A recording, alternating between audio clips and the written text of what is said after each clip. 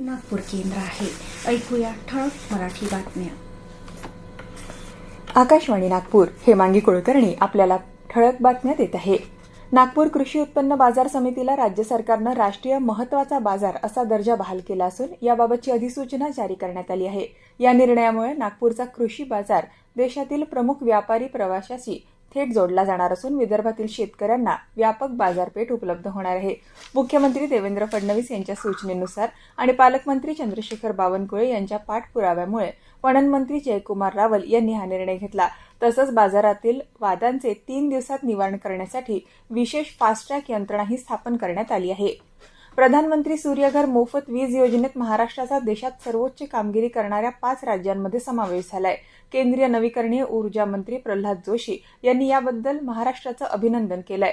29 मे रोजी देशात आतापर्यंतचे एका दिवसातल्या सर्वाधिक म्हणजे 15,000 घरांवर प्रकल्प बसवण्यात आले असून त्यापैकी 4,700 प्रकल्प महाराष्ट्रातले आहे.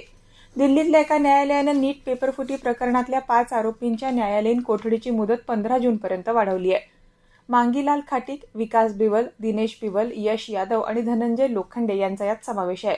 मनीषा हवालदार, डॉक्टर मनोज शिरुरे आणि तेजस शाह या आरोपींना न्यायालयानं 14 दिवसांच्या न्यायालयीन कोठडीत पाठवलंय. यवतमाळ स्थानिक प्राधिकारी मतदारसंघाच्या विधान परिषद निवडणुकीसाठी जिल्ह्यात एकूण 7 मतदान केंद्र निश्चित करण्यात आली आहे. यवतमाळ, वणी, केळापूर, राळेगाव, दारव्हा, पुसद आणि अमरखेड इथल्या तहसील कार्यालयांमध्ये मतदानाची व्यवस्था करण्यात आली आहे. विविध तालुक्यातील मतदारांना संबंधित केंद्रांवर मतदान करावं लागणार असून निवडणूक प्रक्रिया सुरळीत पार पाडण्यासाठी प्रशासनानं तयारी सुरू केली आहे.